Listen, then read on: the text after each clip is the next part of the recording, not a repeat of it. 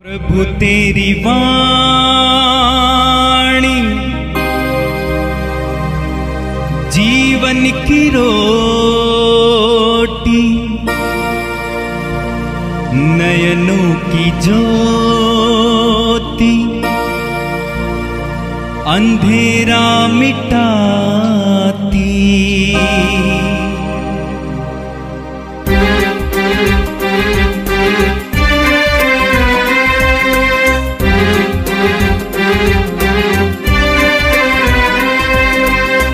प्रभु तेरी वाणी जीवन की रोटी, नयनों की ज्योति, अंधेरा मिटाती। प्रभु तेरी वाणी जीवन की रोटी, नयनों की ज्योति, अंधेरा मिटाती। वाणी वाणी वाणी वाणी वाणी पवित्र है, शाश्वत है, जीवन का मन्ना है। हालेलुया। सबको जय मसीह की। मैं परमेश्वर का दास सेवक धीरज सिंह आप सबका फिर से स्वागत करता हूं जीवन की रोटी रोज में। एक बार फिर से आपकी खुदावन की फजल को लेकर आप लोगों के बीच में हूं। सो आइए हम सब जन खुदावन के कार्यों में, खुदावन के लोगों में, खुदावन के जीवित वर्ड में आप लोगों का स्वागत करते हुए परमेश्वर के समीप जाते हैं, प्रार्थना करते हैं।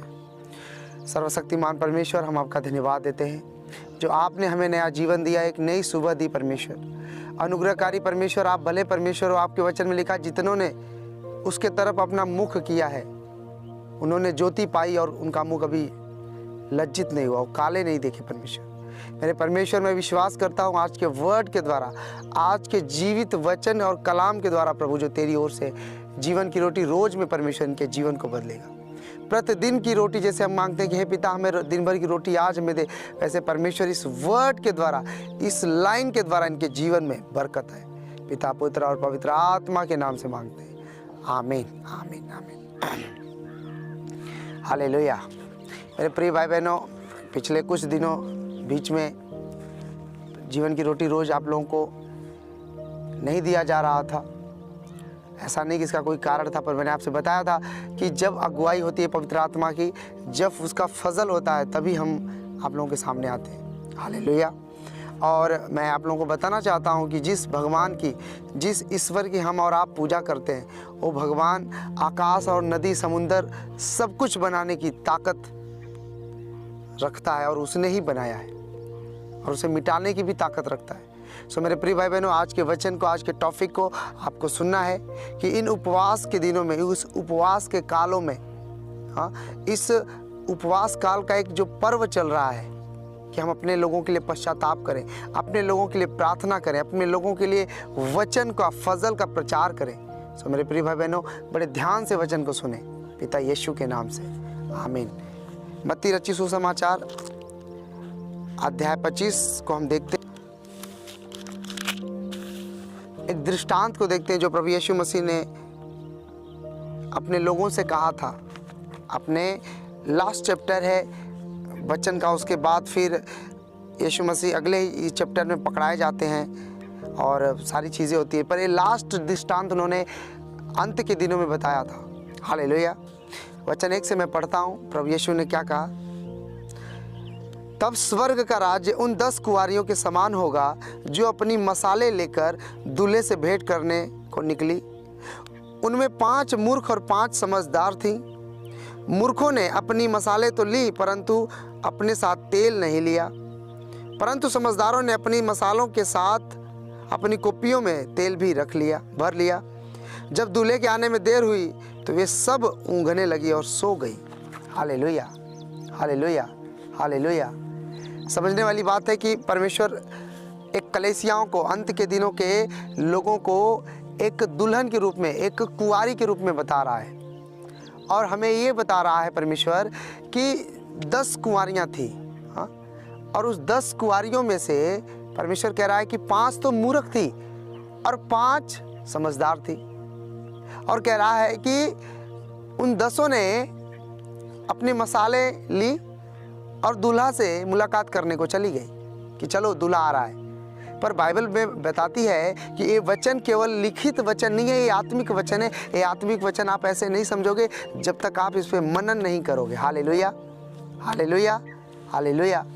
मेरे प्रिय भाई बहनों, अगर आगे भी लिखा कि परंतु समझदारों ने अपनी मसालों के साथ अपनी कुप्पियों में तेल भी भर लिया। जब दूल्हे के आने में देर हुई तो वे सब ऊँघने लगी और सो गई। आगे वचन 6 में लिखा, आधी रात को धूम मची, देखो दूल्हा आ रहा है, उससे भेंट करने को लिए चलो। हालेलुया। ध्यान देना, कब? आधी रात को। आधी रात मतलब रात को 12 बजे। हालेलुया। और परमेश्वर का वचन कहता है कि आधी रात को ललकार मची कि चलो देखो दूल्हा आ रहा है। अब ये दूल्हा कौन है? ये दूल्हा है यीशु मसीह। और एक कुंवारियाँ कौन है? एक कुंवारियाँ हम और आप हैं, एक कलीसियाएं हैं। अब ये 10 कलीसियाएं, आप कहोगे पास्टर जी इसका क्या अर्थ है? तो मान लो कि 10 करोड़ मसीह लोग हैं, तो बाइबल बताती है उसमें से 5 करोड़ बुद्धिमान है और 5 करोड़ मूर्ख है। और मूर्ख कैसा? हमें प्रार्थना करने से क्या ज़रूरत है? कहाँ लिखा है कि चिकन मटन छोड़ना चाहिए उपवास काल में? कहाँ लिखा है कि हम रोज़ उपवास ही करें? यही मूर्ख हैं जो आपस में एक दूसरे का बहसबाजी करते हैं और खुद तो प्रेयर करते नहीं, दूसरे को भी करने नहीं देते। हालेलुया। और बाइबल में लिखा कि वो मसाले जो थी ना, वो मसाले आपकी प्रार्थनाएं हैं, हाँ? आपका विश्वास है। पर जो तेल है कुप्पियों में, वो है अभिषेक, वो है पवित्र आत्मा का चिन्ह। मेरे प्रिय भाई बहनों, अगर आप प्रार्थना करते हो, अगर आप उपवास करते हो और फिर भी पाप करते हो, फिर भी शरीर में जीवन बिताते हो, तो फिर आपके पास तेल तो रहेगा ही नहीं। हाँ, तेल आपके पास रहेगा नहीं। अब जरा सोचो कि यीशु मसीह ने कहा कि जब जगत का अंत होगा तो सारे लोगों को परमेश्वर इस कोने से उस कोने तक इकट्ठा करेगा अपने दूतों के द्वारा। और उसके बाद उसने कहा कि परमेश्वर के वचन में लिखा कि जो भूसी होंगी वो उड़ा दी जाएंगी, जो गेहूँ होगा वो रख लेगा। अब ये भूसी कौन है? वही है जो मूर्ख है, वही है जो अपने स्वामी का आने का वेट नहीं करती। उनको लगता है कि 2000 साल यीशु मसीह के जाने से हो गया, अभी तो यीशु मसीह आया नहीं, तो कब आएगा? हालेलुया। मेरे प्रिय भाई बहनों, परमेश्वर का वचन एक एक समझने की योग्य है। अब यहाँ पे लिखा उनमें 5 मूर्ख और 5 समझदार थी। अब 5 समझदार कौन है? जो उनको पता है रात को 9 बजे प्रेयर चालू होता है, 9 से 12 चलता है, फिर 12 से 3 मीटिंग चलती है। हालेलुया। और परमेश्वर के वचन में लिखा कि जब आधी रात को धूम मची तो वचन 7 में लिखा तब सब कुंवारियां उठकर अपनी मसाले ठीक करने लगी। और मूर्खों ने समझदारों से कहा अपने तेल में से हमें भी कुछ दे, क्योंकि हमारी मसाले बुझी जा रही हैं। हालेलुया। कह रही कि हमारे जो मसाले हैं वो बुझ रही हैं, खत्म हो रही हैं। सभी प्रार्थना करो। मेरे प्रिय भाई बहनों, परमेश्वर का वचन कहता है कि ये जो मसाले हैं विश्वास को दर्शाती हैं, क्योंकि यीशु मसीह ने कहा विश्वास के द्वारा मेरा धर्मी धन जीवित रहेगा।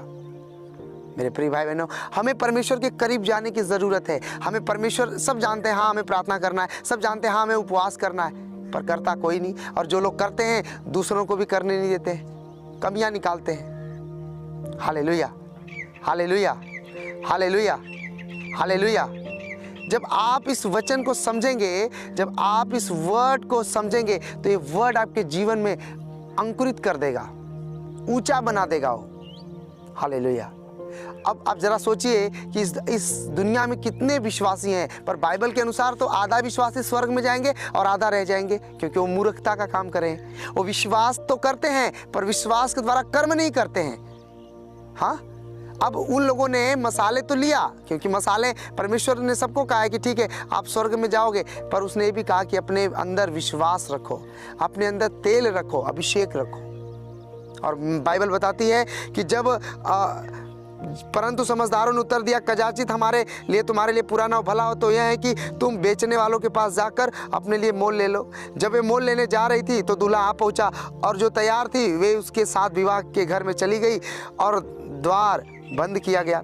इसके बाद वे दूसरी कुंवारियां भी आकर कहने लगी हे स्वामी हमारे लिए द्वार खोल दे। दूल्हा ने यानी यीशु मसीह ने उत्तर दिया मैं तुमसे सच कहता हूँ मैं तुम्हें जानता ही नहीं हूँ। अब आगे वचन 13 में लिखा इसलिए जागते रहो क्योंकि तुम न उस दिन को जानते हो और न उस घड़ी को जानते हो। कह रहा इसलिए जागते रहो। हालेलुया। आप जरा ध्यान से बाइबल को पढ़ो तो लिखा नूह के समय भी यही हाल था। नूह भी लोगों से यही कह रहा था, मन फिरा लो, बुरा दिन आ रहा है, मन फिरा लो, परमेश्वर आ रहा है, परमेश्वर का क्रोध इस धरती पे आ रहा है। और किसी को परवाह नहीं थी।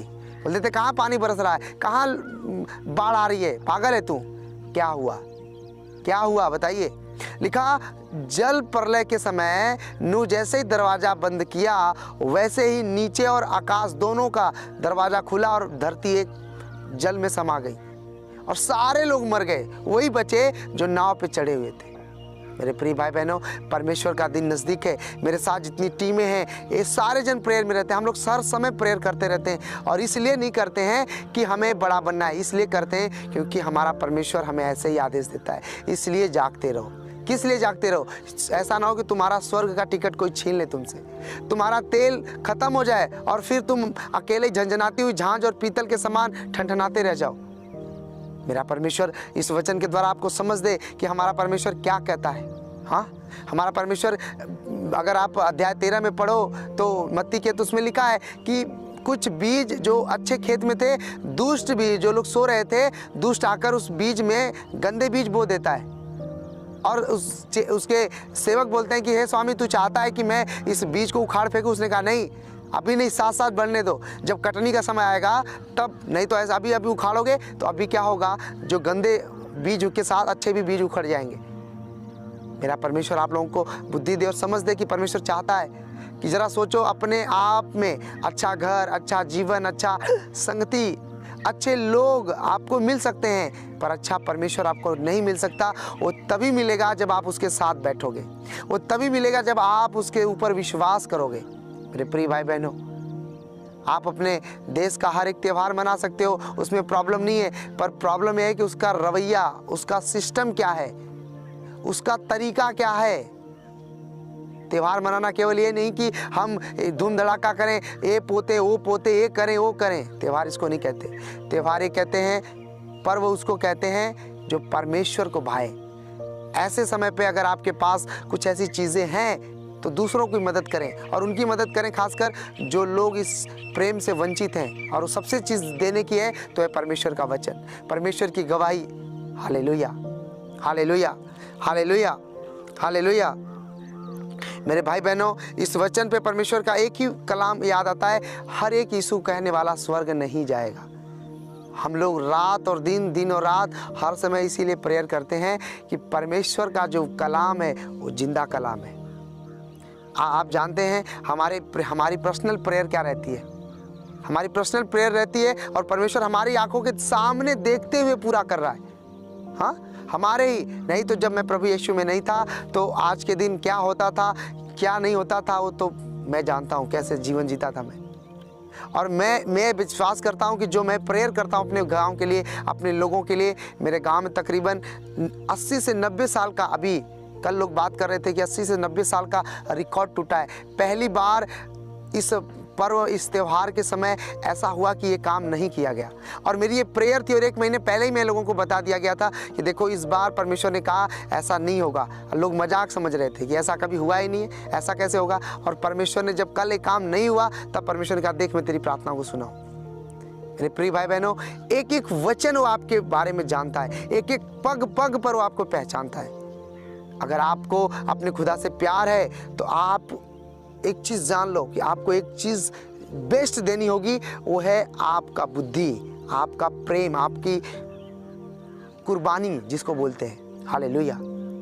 अगर आप बाइबल में देखो तो ऐसे बहुत सारे लोग हैं जो मसालों के साथ साथ अपने तेल को रखते थे। ऐसे बहुत सारे लोग हैं, इसलिए हम चाहते हैं कि आप परमेश्वर के करीब जाएं। Hallelujah. Thank you Jesus, thank you Jesus. मेरे भाई बहनों, चर्च जाना बड़ी बात नहीं है, वचन को पढ़ना भी बड़ी बात नहीं है, वचन को सुनना भी बड़ी बात है। आप बिना प्रार्थना किए बाइबल को पढ़ सकते हो। हाँ, बिना प्रार्थना किए बाइबल को आप पढ़ सकते हो, पर प्रार्थना बिना बाइबल के आप नहीं कर सकते, क्योंकि वचन के द्वारा ही आप प्रार्थना करोगे। बाइबल में क्या लिखा है कि आप बुद्धि और आत्मा दोनों से मैं प्रार्थना करूंगा। पर आत्मा का मतलब कि हाँ परमेश्वर तेरा धन्यवाद, तू महान है, तू जीवित है, होसाना, हालेलुया, हालेलुया, आप बोल सकते हो। लेकिन जो बुद्धि है वचन के द्वारा, कि परमेश्वर देख तेरे वचन में ऐसा लिखा है, इस वचन के द्वारा परमेश्वर आपको बहुत आशीष दे, बुद्धि दे और सीखने को बरकत दे, ताकि मेरा परमेश्वर आप लोगों को अनुग्रह के साथ भरे। कहीं ऐसा तो नहीं कि आप उन कुंवारियों में समझ रहे हो कि मैं स्वर्ग जाऊंगा और आपके पास तेल ही नहीं है, अभिषेक ही नहीं है, और लिखा है अभिषेक के द्वारा जुआ तोड़ा जाएगा। मेरे भाई बहनों, आप अब्राहम को देखो, यीशु मसीह ने कहा था, परमेश्वर ने कहा अब्राहम मेरी उपस्थिति में चल फिर और सिद्ध होता जा, और जबकि उसे 25 साल तक वो लगातार चल रहा था, लेकिन उसके जीवन में लूत था, और जैसे लूत निकला वैसे ही परमेश्वर ने उससे बात किया, क्योंकि परमेश्वर ने अब्राहम को बुलाया था, लूत को नहीं बुलाया था। और फिर क्या हुआ, आपके जैसे ही अब्राहम के जीवन से लूत निकला वैसे ही परमेश्वर की योजना अब्राहम की जीवन पूरी हो गई। तो कहीं आपके जीवन में भी तो ऐसा कुछ नहीं है? इसलिए आप लोगों को इसे जानना है और आपको सीखना है, दूसरे के लिए प्रेयर करनी है। अगर आपको तेल चाहिए, खुदावन का अभिषेक, तो आपको दूसरों के लिए प्रार्थना करने वाला बनना है।